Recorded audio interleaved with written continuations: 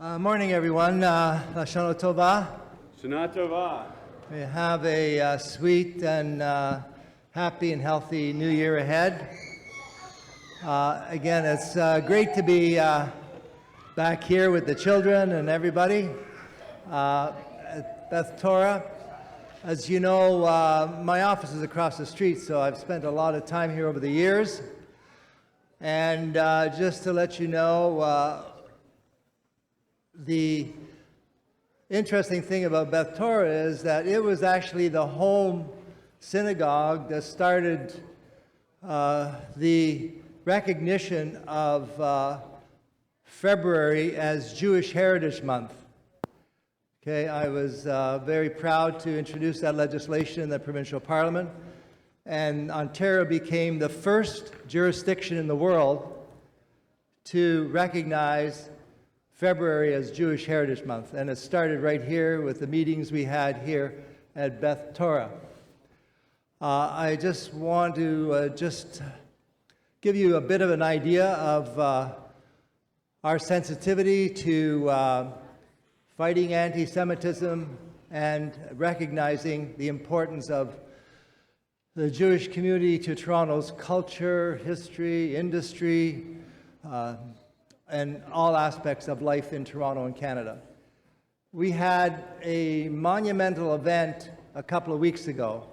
I don't know if anybody here attended, but we had members of the Jewish community come from all across Canada to commemorate the 90th anniversary of the Christie Pitts riot. And it was a glorious event where we had the Solicitor General of Ontario, we had the Mayor, we had people who were living in that area and had uncles and aunts that were involved in that unfortunate event. And we even had the grandson of the Mayor of Toronto at that time, Mayor Stewart, who, as a result of that event, passed one of the first anti-hate bylaws in Canada, banning the swastika. That was done as a result of the riot in 1933. But what we celebrated there was the solidarity of the general community, whether they be West Indian, Ukrainian, Polish, Italian, who stood up and supported their Jewish neighbors when they were attacked by this vile anti-Semitic group at the end of a baseball game. And so that's what we celebrated, that people rallied behind their neighbors, their fellow baseball players, and said, "We are with you." And they stood alongside their neighbors to say no to that attack that took place. And it was the largest race riot, anti-Semitic riot in Canada ever. There was over 10,000 people involved. There was a lot of ugly incidents, etc., but there was a lot of glorious things that happened. People that took people to the hospital, the local pharmacists who provided Band-Aids and medicine for people, the stories of Sammy Luffspring, and who was fighting in the streets, but that's a little side thing. Some of you younger people remember Sammy Luffspring. But so that's what we celebrated, because you can make all these proclamations at City Hall, you can pass these motions, etc., but I'm a true believer in action and engagement and animation to teach and to bring across important life lessons. And that's why we had also all kinds of children involved in it who were playing baseball. We even played baseball, a game. But we did these things, and the school board, in fact, of Toronto has had a play that's going across the city marking this day. And the importance of marking that day was that many people in Toronto today, or Canada and the world, do not know the history of hate and anti-Semitism and what happened, and there are so many deniers There's so much confusion with the internet. So it is critically important to teach our general population, especially our newcomers, our children, that anti-Semitism is not just something we talk about. It is real today, and it was certainly real now, or real then in Toronto. That is the critical thing that we tried to do with that commemoration of that game. And it got great media coverage, again, that helped promote it across the country, even overseas. I know I talked to the Consul General of Israel here in Toronto, and she said it was just an amazing thing. She was so happy we did it, and she shared that with her colleagues all across the world. And so the other things that we're doing in the city, just to let you know, we marked the beginning of Rosh HaShanah with the mayor at City Hall a couple of weeks ago. We had a couple of rabbis come in. We had the shofar horn. We had the apples, the honey.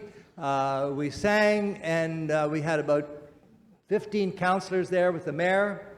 And we celebrated the coming of Rosh HaShanah. And so there are things that are positive. It's not to say that there aren't challenges. And I just want to give you another very positive bit of news, is that we are building the largest residential dwelling for persons with developmental disabilities in Canada right down the street here.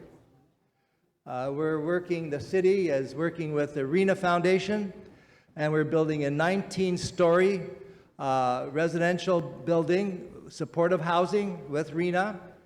And also we've got a very generous grant from the Frankfurt family and working with Toronto Community Housing. So there's going to be homes for these young adults who generally are very challenged in terms of housing. So that is under construction right now. If you go down there in Elmridge, just east of Marley, you can see this wonderful building going up, which is a tribute to the Jewish community. It's a tribute to everyone who's working on building housing, and that is going on. But you know, the good news like that, you're not going to see in the media, okay? But so we have to celebrate the good things and work to mitigate the bad. It's a never-ending battle, but we have to continue to make all-around efforts, not only at the city level, the provincial level, the federal level. So we are very fortunate here in Toronto to have one of the largest, most active Jewish communities in Toronto, in Canada or North America, and it's growing. Right now, we're also building 2 new kollels at Lawrence and Bathurst. And one of the kollels is going to have a residential component to it, of affordable housing for the students. That is about to start. And we're also working on designating the Bathurst Lawrence area as a Jewish cultural district.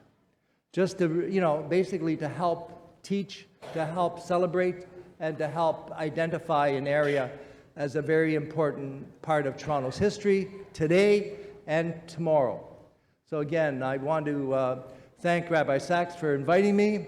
Again, I just wish all of you and your families and friends a very healthy, sweet New Year to come. Shana Tova. Thank you. Shana Tova. Same to you.